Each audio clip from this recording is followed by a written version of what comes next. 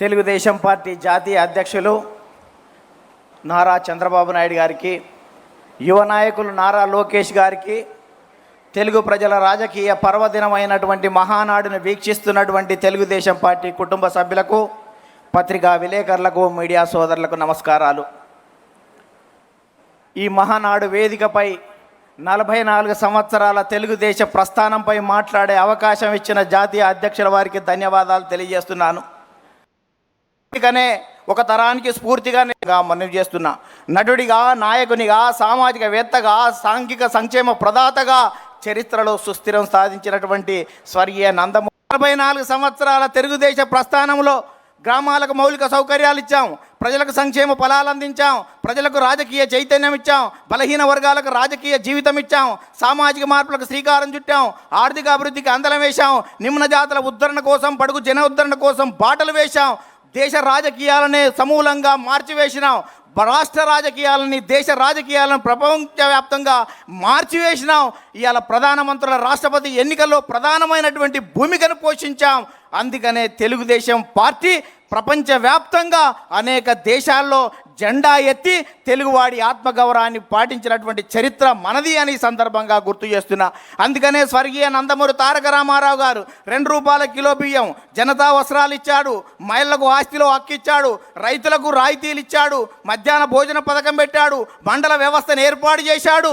ఇన్ని రకాల కార్యక్రమాలు ఏర్పాటు చేసి ఈ దేశానికి సంక్షేమాన్ని పరిచయం చేస్తే ఆ తర్వాత వచ్చినటువంటి నారా చంద్రబాబు నాయుడు గారు విద్యార్థిగా, విద్యార్థి నాయకునిగా, గోల్డ్ మెడలిస్ట్గా, ఎకానమిస్ట్గా, ఎమ్మెల్యేగా, మంత్రిగా, ముఖ్యమంత్రిగా, ప్రతిపక్ష నేతగా, ఎన్డీఏ కన్వీనర్గా సుదీర్ఘ రాజకీయ అనుభవం ఉన్న చంద్రబాబు నాయుడు గారు అనేక సంస్కరణలు, జన్మభూమి, ప్రజల వద్ద పాలన, ఆకస్మిక తనిఖీలు, ఫ్లైఓవర్లు, ముందడుగు, చైతన్యం, ఆదరణ, దీపం, రోషిని వంటి పథకాలు పెట్టి అనేక సంస్కరణలకు శ్రీకారం చుట్టినటువంటి చరిత్ర నారా చంద్రబాబు నాయుడు గారిది. అందుకనే 44 సంవత్సరాలు గడుస్తున్నా నారా అంటే జనం రారా అని పిలుస్తున్నటువంటి చరిత్ర ఈ రాష్ట్రంలో ఉందని. అందుకనే చంద్రబాబు నాయుడుకు ప్రపంచవ్యాప్తంగా ఉన్నటువంటి అవకాశాలను యువత పునికి పుచ్చుకొని వెదికి పట్టుకోవాలనే ఉద్దేశంతో ఇవాళ విద్యకు ప్రాధాన్యత ఇస్తే ఇవాళ హైదరాబాద్ ఉమ్మడి రాష్ట్రంలో మైక్రోసాఫ్ట్ వచ్చింది, ఇన్ఫోసిస్ వచ్చింది, IRDA వచ్చింది, IIIT వచ్చింది, నల్సార్ వచ్చింది, నిఫ్ట్ వచ్చింది, ఇవాళ నేషనల్ కన్స్ట్రక్షన్ వచ్చింది,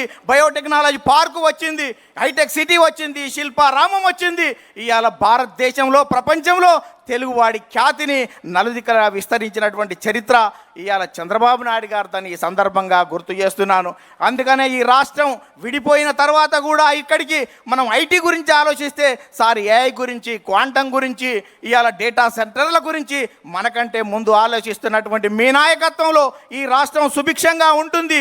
తెలుగు జాతి కీర్తి కోసం మీరు ఎంత ముందుకెళ్ళినా మేము రావడానికి సిద్ధంగా ఉన్నామని ఈ సందర్భంగా గుర్తు చేస్తూ, యువ నాయకుడు నారా లోకేష్ గాలిపటంలా ఎంత గాలి ఎక్కువ వస్తే గాలిపటం పైకెగిరినట్టు ఇవాళ అనేక రకాలుగా ఇబ్బందులతో ఎదిగినటువంటి నారా లోకేష్ గారి నాయకత్వంలో భవిష్యత్తులో మరింత రాజుదేల్తామని ఈ సందర్భంగా గుర్తు చేస్తూ ఒక చిన్న కథ ఈ రాష్ట్రంలో ఉన్నటువంటి ప్రతిపక్ష పార్టీలకు అందరికీ గుర్తు చేస్తాను.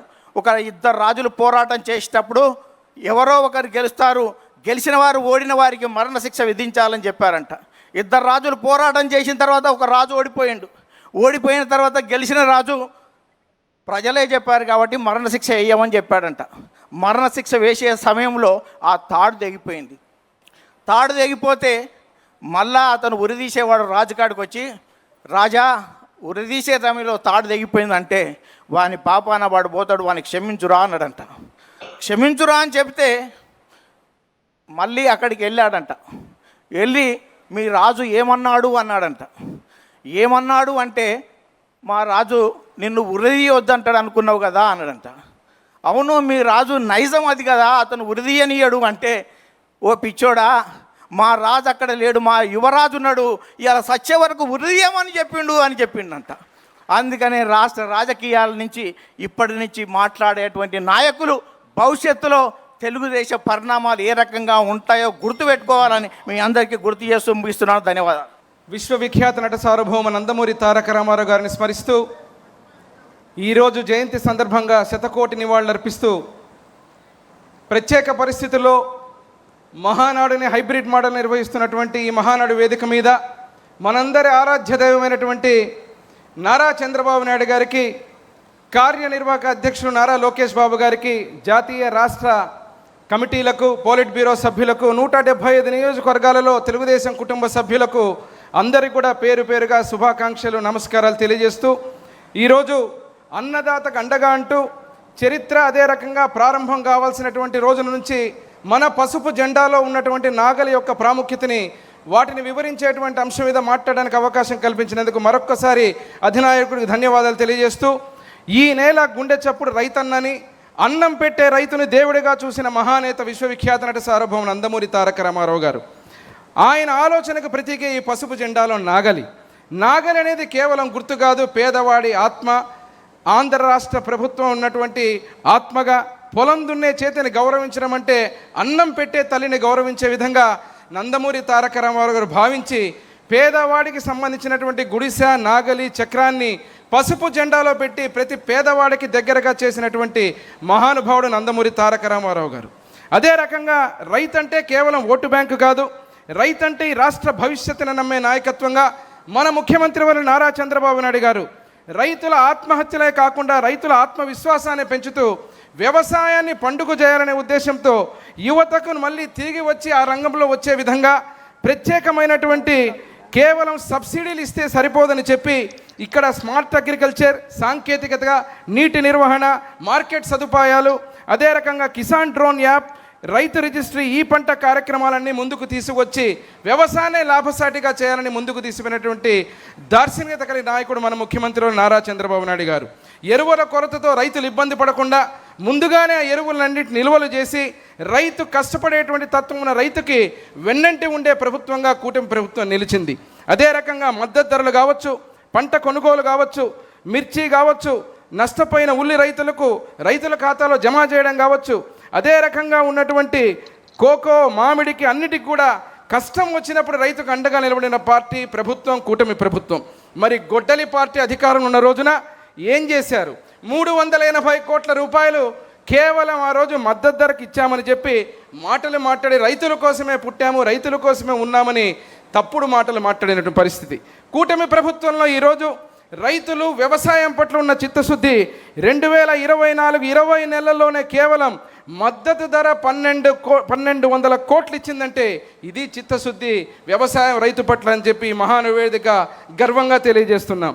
ప్రకృతి వైపరీత్యాలు వచ్చినప్పుడు గొడ్డలి పార్టీ అధికారంలో ఉన్న రోజున 9 సార్లు తుఫాన్లు వస్తే 1612 కోట్లు మాత్రమే కేటాయించి ఏమాత్రం 20,000 కోట్ల పంట నష్టం జరిగితే రైతుల్ని కానీ వ్యవసాయాన్ని కానీ పట్టించుకున్న దాఖలాలు లేవు.